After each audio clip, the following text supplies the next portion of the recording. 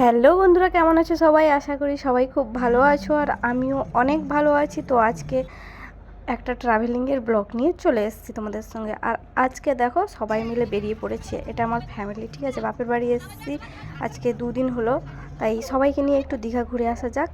আর আমাদের বাড়ি থেকে দীঘার দূরত্ব হচ্ছে 1 ঘন্টা সামথিং কিছু লাগে। তো চলে এসেছি প্রথমে নিউ দীঘাতে এসেই এত রোদ সকাল থেকে একটু ওয়েদারটা মেঘলা ছিল। আর দেখো এই গাড়ি থেকে নামার পরে দেখি এতটাই রোদ বেরিয়েছে। এখন বাজে প্রায় 8টা থেকে 8:30 হবে, কিন্তু রোদ এমন উঠেছে মনে হচ্ছে যেন 12টা থেকে 1টা বেজে গেছে।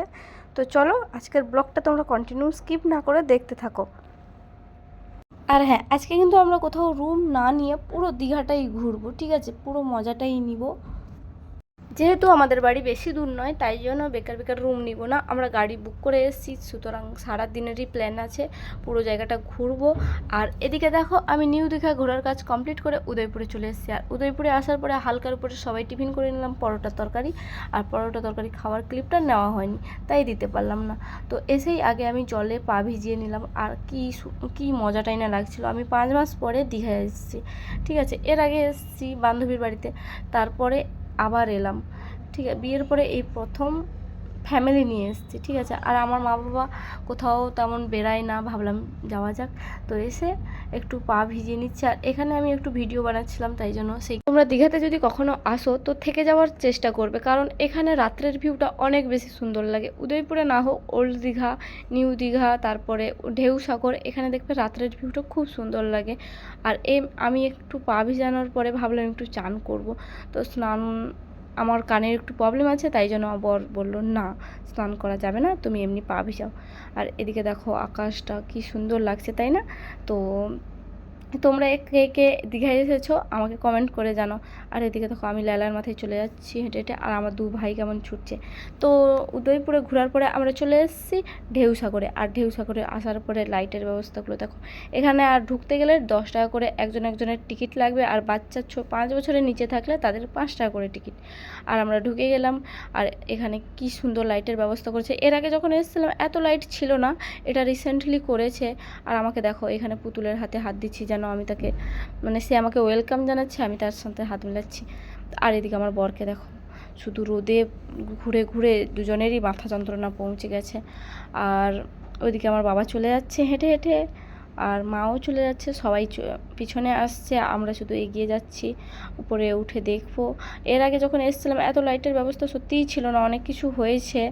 আর এইটা দেখো কেমন টয় ট্রেনও আছে, জানি না বাচ্চাদের জন্য না বড়দের জন্য। যদি রাত্রে আসতাম তাহলে একটু চড়তে পারতাম আর কি। আর এদিকে কৃষ্ণ ঠাকুরটাকে দেখো গাইস, কেমন দাঁড়িয়ে আছে। এখানে রেস্টুরেন্ট আছে, কিন্তু আমি এই রেস্টুরেন্টে আমরা কেউ ঢুকিও নি, খাইও নি, কেমন কী জানি। তোমরা চাইলে খেতেই পারো, আমরা খাইনি সত্যি কথা বলতে। এই তো খেয়ে এসেছি, আবার দুপুরের পুরো লাঞ্চটাই করে নেব। এরপর উপরের দিকে উঠতে গিয়ে চোখে পড়লো এই স্টারগুলো, কেমন আর এইদিকে দেখো লাইটের মাধ্যমে স্টার করে রেখেছে। এখন মনে হচ্ছে রাত্রে এলে মনে হয় অনেকটা ভালো ছিল, রাত্রে এলে মনে হয় ভালো ছিল এই লাইট, যেহেতু আমরা গাড়ি নিতে পারতাম। আর ভাবছি আমি আর আমার বর সারা দিনের থেকে যাব, এরকম একটা প্ল্যান করছি দুজন মিলে। বাড়ির লোক থাকতে চাইছে, সবাই বললাম যাবে, তাই জন্য দিনের বেলায় চলে এসেছি লেট না করে। আর এখানে কি সুন্দর হাওয়া, গাড়িওয়ালাকে আবার ছিল, মানে এই গরমের মধ্যে আমরা এইখানেই প্রায় 1.5 ঘন্টা টাইম কাটিয়ে দিয়েছি। আর উপর থেকে আর এখানে অনেক কিছু ইউনিক ভাবে লাগছে গাইস। আর এখানে এত সুন্দর বাতাস, এখানেই তোমাদের সুন্দর করে সাজানো। আমরা তো এখানে প্রায় 1.5 ঘন্টা থেকে 2 ঘন্টা ছিলাম। থাকার পরে ওল্ড দীঘার দিকে চলে এলাম। আর ওল্ড দীঘায় এসে খাবার নিয়ে নিয়েছি, প্রচণ্ড খিদা পেয়েছে। খাওয়া দাওয়ার কাজ কমপ্লিট করে আমরা ওল্ড দীঘায় একটু বসলাম।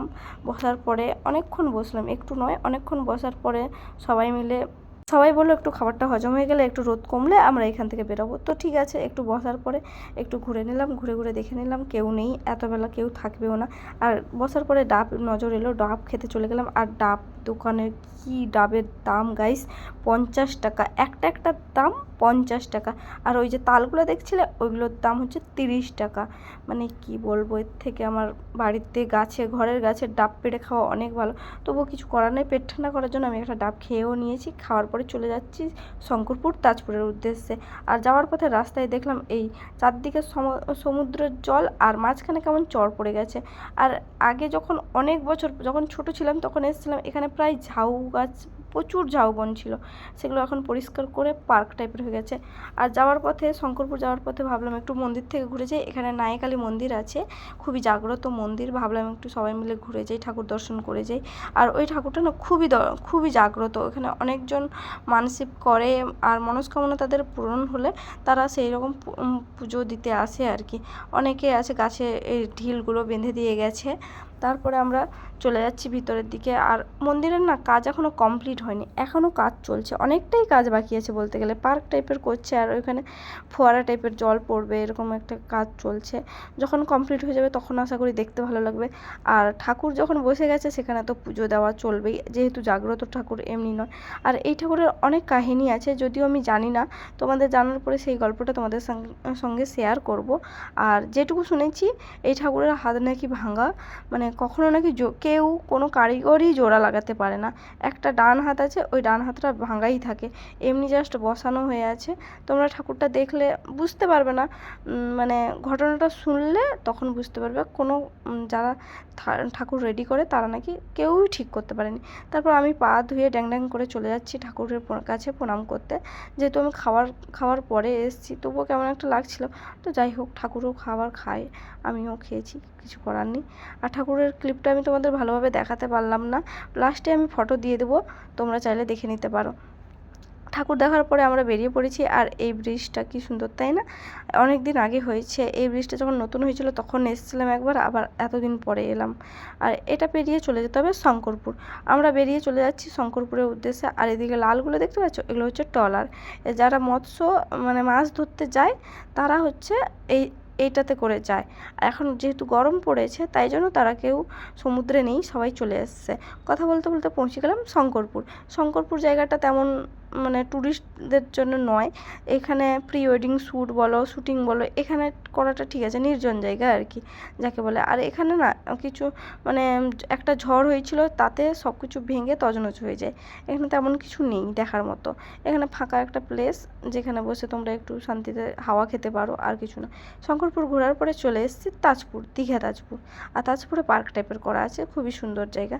এখানেও মনে হয় শ্যুটিং হয়, এখানেও এসেছিলাম, ঠিক আছে, দুর্গাপূজার সময়। এর আগের বছর না, তার আগের বছর এসেছিলাম দুর্গাপূজার সময়। আর কি রোদ দেখো, রোদে ঘুরে আমার মুখের অবস্থা। এখানে বসার সিটটা খুবই সুন্দর, আমার বাবা মাকে দেখো ঢং কত। আর এখানে আমি একটু নিজেকে একটু দেখে নিচ্ছিলাম কেমন লাগছে, মানে কালো হয়ে গেছে নাকি। যাই হোক, এখানে কিছুক্ষণ বসার পরে আমরা চলে যাব মোহনার উদ্দেশ্যে। তো এখানে কিছুক্ষণ বসা যাক, একটু হাওয়া টাওয়া খাই, তারপরে বেরিয়ে যাব।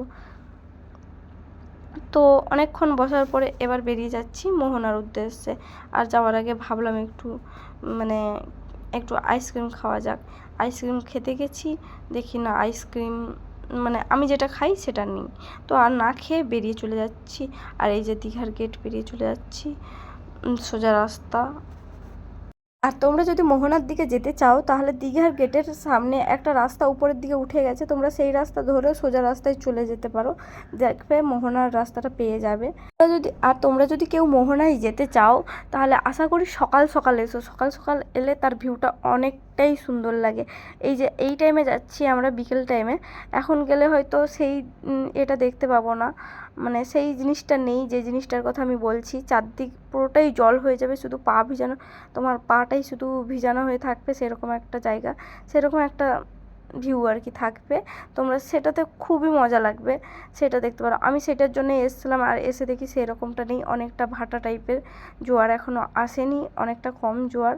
আর কিন্তু আমি এতবার দীঘায় এসেছি, কোনো দিন এইখানে আসা হয়নি, মোহনায় কোনোবারই আমি আসতে পারিনি, এই ফার্স্ট টাইম এলাম। যেটুকু দেখেছি সেটুকুই পুরো মনের মধ্যে লেগেছে। এত জায়গা ঘোরার পরে মনে হয় এই জায়গাটা খুবই সুন্দর, আমার তো খুব ভালো লেগেছে। আর কার কেমন লেগেছে আমি নিজেও জানি না, এখানে আমার খুবই ভালো লেগেছে। এখানে কিছুক্ষণ থাকার পরে আমরা আবার যাব ওল্ড দীঘায়। আর এদিকে দেখো আমার বাবাকে, আমি ব্যাগটা নিতে পারছিলাম না বলে দাগ হয়ে যাচ্ছিলো কাঁধের ওপর, তাই জন্য বাবা নিয়ে নিয়েছে। আমার ব্যাগও নিয়েছে, বোনের ব্যাগও নিয়েছে, একেই হয়তো বলে বাবা, তাই না? কি সুন্দরভাবে, কোনো আপত্তি নেই, কোনো দ্বিধাবোধ নেই, ব্যাগ নিয়ে নিয়েছে। এদিকে বাবা আর বোন হেঁটে হেঁটে চলে যাচ্ছে, আর আমি পিছনে ভিডিও করছি। তো আবার ঘুরে ফিরে আমরা ওল্ড দীঘা চলে এসেছি। আর এখানে বসবো একটু সি বিচে, বসে একটু চা খাবো। চা খাওয়ার পরে একটু টিফিন করব, টিফিন করার পরে বাড়ির লোক বেরিয়ে যাবে। ঘরের উদ্দেশ্যে, আর আমরা থাকবো হোটেলে। আমরা এখন 2-3 দিন থাকার প্ল্যানে আছি, থাকবো, একটু ঘুরবো। আর এদিকে সমুদ্রের আওয়াজটা একটু শোনো। আর আমার এই ব্লগটা তোমাদের যদি ভালো লেগে থাকে তো সাবস্ক্রাইব করতে ভুলো না, চ্যানেলটাকে সাবস্ক্রাইব করে দাও তাড়াতাড়ি। ততক্ষণে সবাই ভালো থেকো, সুস্থ থাকো, বাই।